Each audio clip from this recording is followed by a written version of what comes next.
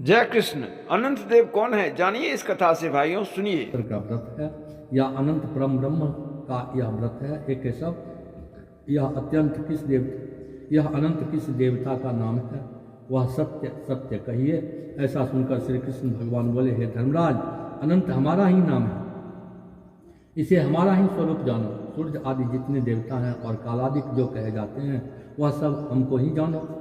कला, काष्ठा, मुहूर्त आदि दिन रात्रि तथा यह सब जितने शरीरवान प्राणी हैं तथा पक्ष, मास, ऋतु, वर्ष, युग और कालादिक की व्यवस्था सब मुझी को जानो। यह जो मैंने कालादि कहा है वह इस अनंत नाम से प्रसिद्ध है। वही मैं भूमि का भार अल्प करने के लिए इस कृष्ण नाम से अवतरित हूँ। दानवों का नाश तथा साधु पुरुषों की रक्षा के निमित्त मुझे वासुदेव के कुल में भी उत्पन्न जानो। आदि अंत मध्य जिसका नहीं, ऐसे कृष्ण, विष्णु, शिव, वैकुंठ, सूर्य, चंद्र, सर्वत्र व्याप्त ईश्वर मुझको जानो। हे युधिष्ठिर, नहीं है उत्तम जिससे ऐसा विश्व रूप जो योगी लोगों से ध्यान किया गया, वह संपूर्ण रूप वाले अनंत हम ही हैं। जिससे 14 इंद्र, 8 वसु, 12 सूर्य, 11 रुद्र, 7 ऋषि, 7 समुद्र तथा वृक्षादि सहित संपूर्ण पर्वत हम ही को जानो। 27 नक्षत्र, 10 दिशा, पृथ्वी, 7 पाताल तथा गौरवादि 7 स्वर्ग, यह सब हम ही हैं। इस विषय में कुछ भी संदेह न करो। ऐसा वचन सुनकर राजा युधिष्ठिर बोले, हे सर्वव्यापी भगवान, अनंत व्रत का महात्म्य तथा विधि कहिए। अनंत व्रत का अनुष्ठान करने वाले प्राणी को क्या पुण्य और क्या फल मिलता है, वह भी कहिए। पूर्व काल में यह अनंत व्रत किसने किया और मृत्युलोक में किसने प्रकाशित किया, यह सब विस्तार पूर्वक हमसे कहिए। युधिष्ठिर का ऐसा वचन सुनकर भगवान श्री कृष्ण बोले, सतयुग में सुमंत नाम का एक ब्राह्मण था। उसने वशिष्ठ गोत्र में उत्पन्न सुंदर दीक्षा नाम की भृगु ऋषि की कन्या के साथ वेदोक्त विधि से विवाह किया। हे राजन, दीक्षा नाम की स्त्री से समय पाकर अनेक सुंदर लक्षणों से युक्त एक कन्या उत्पन्न हुई। वह शीला नाम की अत्यंत सुशीला कन्या पिता के घर बढ़ने लगी। उसकी पतिव्रता माता काल ज्वर के दाह से दुखी हो नदी के जल में प्राण त्याग कर स्वर्ग को चली गई। तदनंतर उस सुमंतु नामक ब्राह्मण ने धर्म नाम की एक दुःशीला नाम की कन्या से विधि विधान पूर्वक विवाह किया। वह स्त्री नाम के ही सदृश दुष्ट स्वभाव, कर्कश वचन बोलने वाली और बड़ी प्रचंड थी। वह शीला नाम की कन्या पिता के घर गृह कार्य करने में बड़ी चतुर थी। वह आंगन बाहर दरवाजे के ऊपर और देहली के ऊपर स्वास्तिक, शंख, कमल के नीले, सफेद और काले अनेक प्रकार के चिन्हों को लिखकर देखा करती थी। इसके अनंतर इसी तरह बहुत दिन बीतने पर कौमारावस्था में प्राप्त हुआ शीला पिता के घर में बड़ी मंगल देने वाली हुई। उसको देखकर पिता सोचने लगा कि हम यह कन्या पृथ्वी में किस गुणमान वर को दें। ऐसा विचार कर वे दुखी हुए। उसी समय उत्तम वेदांग जानने वाले कौंडिल्य नाम के मुनि कन्या के लिए आए। वे मुनि बोले कि तुम्हारी गुणयुक्ता कन्या से मैं विवाह करना चाहता हूँ। ऐसा सुनकर पिता ने शुभ दिन में ब्राह्मणों में इंद्र तुल्य कौंडिल्य मुनि को अपनी कन्या दे दी। श्री कृष्ण जी ने कहा, है धर्मराज, सुमंतु ने वेद विधि से उसका विवाह कर दिया। उस समय वहाँ पर स्त्रियां गीत गाने लगी और ब्राह्मण लोग स्वस्ति वाचन करने लगे, बंदी जय घोष करने लगे। इस प्रकार विवाह कर सुमंतु ब्राह्मण अपनी कर्कशा स्त्री से बोला, दामाद के संतोष के लिए कुछ द्रव्यादिक दहेज में देना चाहिए। ऐसा सुनकर वह कर्कशा क्रोध से घर की शोभा बिगाड़कर संपूर्ण द्रव्यादिक एक पेटी में अच्छी तरह बंद कर दामाद से बोली कि आप अपने घर जाइए, हमारे घर में कुछ भी द्रव्य नहीं है, यदि विश्वास न हो तो देख लीजिए। श्री कृष्ण जी ने कहा, हे पार्थ, ऐसा सुनकर वे मुनि उदास हुए और वह कन्या भोजन से बचे हुए अन्नादि को मार्ग में खर्च करती गई। कौंडिल्य मुनि भी उस सुमंतु की कन्या शीला को बैलगाड़ी पर बिठाकर स्नेह स्नेह चलने लगे। जाते जाते पुण्यदायक यमुना नदी को देखकर उसके किनारे रथ कराकर शिष्यों को नियुक्त कर वे स्नान संध्यादि करने गए। मध्याह्न के समय भोजन का समय जानकर रथ से उतर नदी के किनारे उस शीला ने लाल वस्त्र पहने हुए स्त्रियों के झुंड को देखा। उन स्त्रियों के समूह को चतुर्दशी के दिन श्री जनार्दन भगवान का पूजन करते हुए देख उनके पास जा उन स्त्रियों से शीला धीरे से पूछने लगी, तुम लोग यह क्या कर रही हो? इस व्रत का क्या नाम है? ऐसा सुनकर शील ही है श्रृंगार जिसका, ऐसी उस शीला से वे स्त्रियां बोली, यह अनंत का व्रत है, हम अनंत भगवान को ही पूजते हैं। ऐसा सुनकर शीला बोली, मैं भी यह उत्तम व्रत करूंगी। इस अनंत व्रत की क्या विधि और यह व्रत किस प्रकार का है? इसमें क्या दान होता है? कौन देवता पूजे जाते हैं? वह मुझसे कहो। ऐसा सुनकर वे स्त्रियाँ बोली, इसलिए उत्तम अन्न को प्रस्थ मात्र एक सेर लेकर मालपुआ आदि पकवान बनाकर आधा ब्राह्मण को देवें और आधा स्वयं भोजन करें। फिर कृपणता न करते हुए शक्ति के अनुसार दक्षिणा देवें और यह व्रत नदी के तीर पर करें और भगवान हरि की कथा सुनें। कुशाक के शेषनाग को बनाकर बांस के पात्र में रखकर फिर स्नान कराकर मंडप के भीतर भगवान का स्वविधि पूजन करें। चंदन पुष्प धूप दीप और अनेक प्रकार के नैवेद्य आदि मिष्टान सहित रखें। उनके आगे मजबूत सूत का डोरा केसर रंग में रंग कर 14 गांठ देकर बाएं हाथ में बांधे। प्रथम यह स्मरण करें कि हे वासुदेव, नहीं है अंत जिसका, ऐसे संसार रूपी महासागर में डूबे हुए मेरी अच्छी तरह उद्धार करो और अपने अनंत रूप में लीन करो। हे सूत्र रूपी अनंत भगवान, आपको बारंबार नमस्कार है। ऐसा स्मरण कर सूत्र रूपी अनंत भगवान को बाएं हाथ में बांधकर स्वस्थ चित्त हो भोजन करें। संसार रूपी अनंत नारायण भगवान का ज्ञान तथा भोजन कर अपने घर जाएं। हे भद्रे, यह व्रत तुमसे कहा। भगवान श्री कृष्ण युधिष्ठिर से बोले, हे राजेंद्र, प्रसन्न चित्त से ऐसा व्रत विधान सुनकर वह शीला भी सुंदर डोरे को हाथ में बांध व्रत करने लगी। जैसा 14 गांठ देकर बाएं हाथ में बांधना कहा है, वैसा बांधकर अपने भोजन का आधा ब्राह्मण को दे, अवशिष्ट स्वयं खाकर फिर प्रसन्न हो। पति के साथ बैलगाड़ी द्वारा अपने घर को गई। तब से शुभ शकुनों पर विश्वास हो गया। वह अनंत व्रत करने के से गोधन और धन धान्यादि से भरपूर घर हो गया। वह सोने से में ग्रंथित माणिक्य और मोतियों के हारों से भूषित और अतिथि पूजन में सर्वदा व्याकुल रहती थी।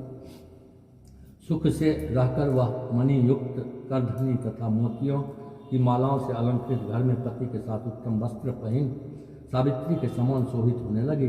किसी समय पति ने बैठी हुई शीला के हाथ में बंधा सुंदर डोरा देखा और शीला से बोला कि हे शीले, डोरा क्या तूने मुझे बस में करने के लिए बांधा? इसका कारण कहो। ऐसा सुनकर वह शीला बोली कि जिसके प्रसाद से संपूर्ण धन धान्य संपदा मनुष्य को मिलती है, वही यह अनंत हमने धारण किया है। भगवान श्री कृष्ण ने कहा, लक्ष्मी के मध्य में अंधा होकर शीला के ब्राह्मण पति ने शीला के वचन को सुनकर उसके बांह के डोरे को जल्दी से तोड़ दिया और अनंत कौन है ऐसा कहते हुए पाप कर्म करते हुए मूर्ख ने डोरा अग्नि की ज्वाला में डाल दिया।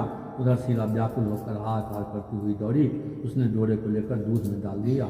इस पाप कर्म से उसकी वह लक्ष्मी नष्ट होने लगी। गौ आदि चोर ले गए, घर में आग लग गई, सब धन नष्ट हो गया। जो जिस तरह से धन आया था उसी तरह फिर चला गया। इसी तरह कुटुंब में भी कलह होने लगी, भाइयों में लड़ाई होने लगी। अनंत को फेंकने के पाप से उसके घर में दरिद्रता घुस गई। भगवान श्री कृष्ण ने कहा, हे युधिष्ठिर, उसके साथ संसार में कोई बातचीत नहीं करता था।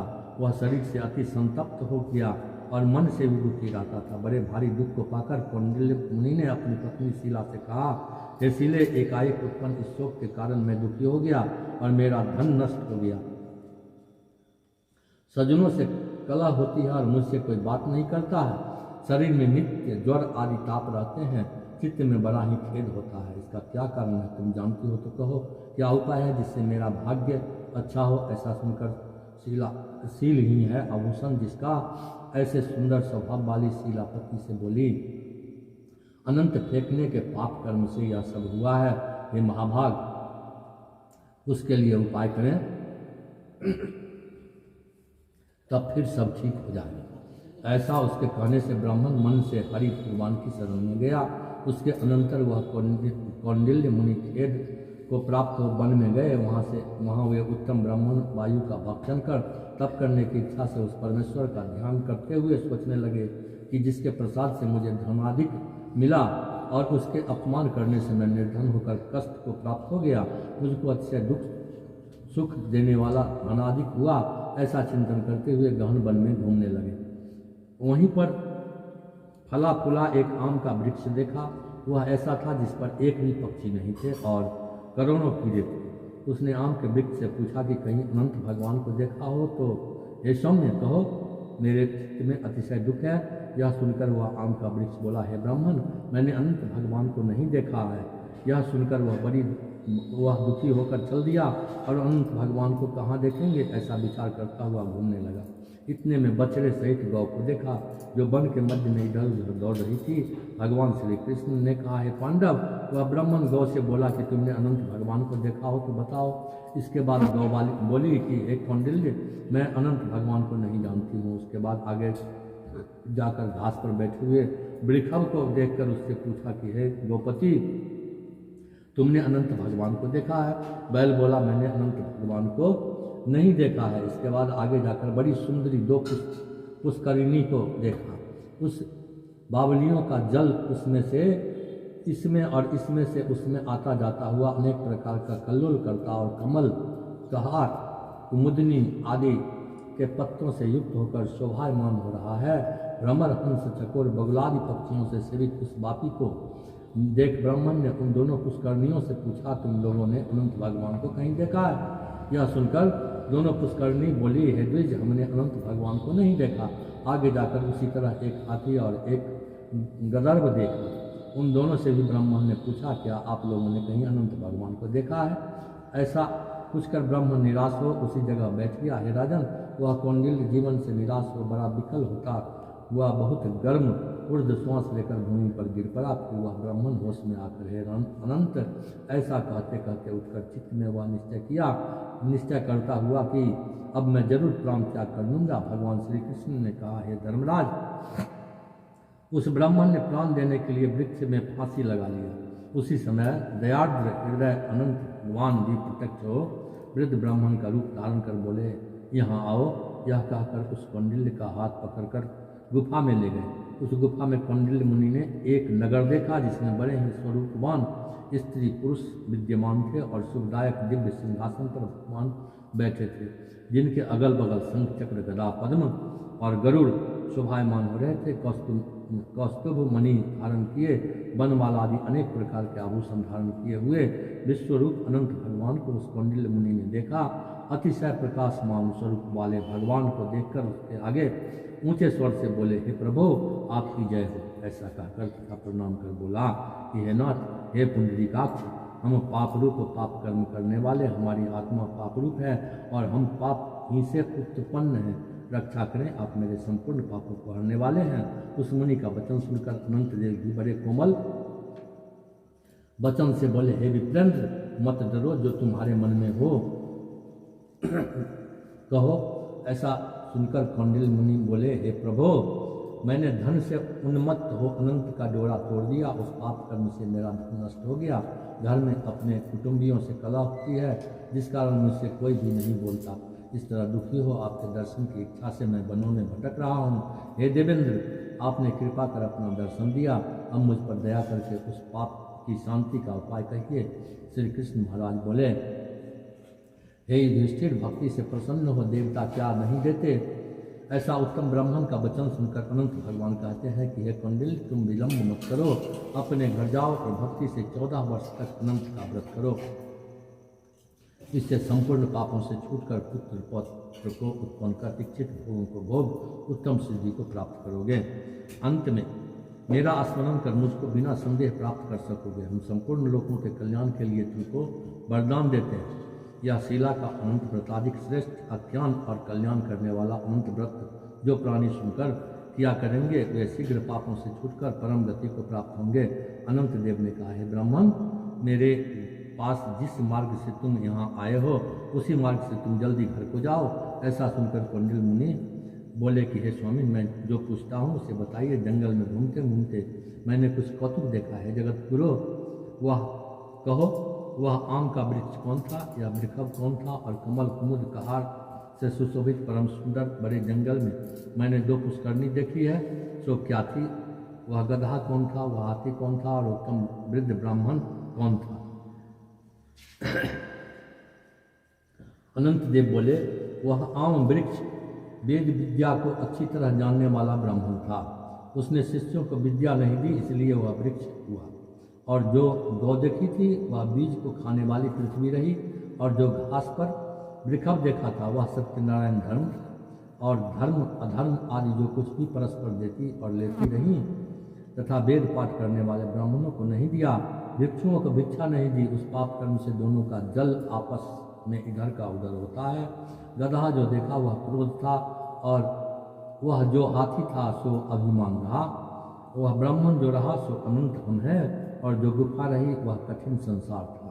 अनंत देव ऐसा बताकर उसी जगह अंतर्धान हो गए। यह सब स्वप्न के समान देखकर उस जगह से मुनि अपने घर को आए, और 14 वर्ष तक अनंत व्रत कर जैसा अनंत देव ने कहा था वह सब सुख भोगकर अंत में वह अनंत देव का स्मरण कर अनंत लोक को चले रहे। राजर्षि, तुम भी यह कथा सुनो और व्रत करो। जिस प्रकार ब्राह्मण को 14 वर्ष में फल प्राप्त हुआ, तुमको भी उसी तरह अनंत देव की कृपा से सब इच्छित वस्तु एक ही वर्ष में कथा सुनकर व्रत करने से प्राप्त हो जाएगा। ये राजन, व्रतों में उत्तम व्रत मैंने कहा जिसको सुन प्राणी सब पापों से छूट जाते हैं, इसमें संदेह नहीं है, और हरिचरणों को प्राप्त होते हैं। हे कुरुकुल में उत्पन्न युधिष्ठिर, जो शुद्ध विचार वाले प्राणी संसार रूपी गुफा में सुख से फिरने की इच्छा करते हैं, वे तीनों लोकों के स्वामी अनंत देव का पूजन कर डोरे को दाहिने हाथ में बांधते हैं। इस प्रकार श्री अनंत कथा समाप्त। बोलिए श्री अनंत भगवान की जय। धूप कर दियो।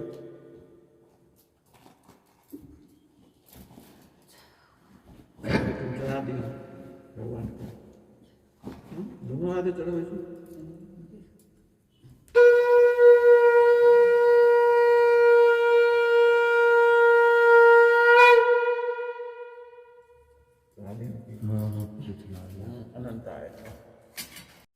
Thanks for your watching and subscribe please. जय योगेश्वर, जय भारत, जय हिंद। पुनः मिलते हैं।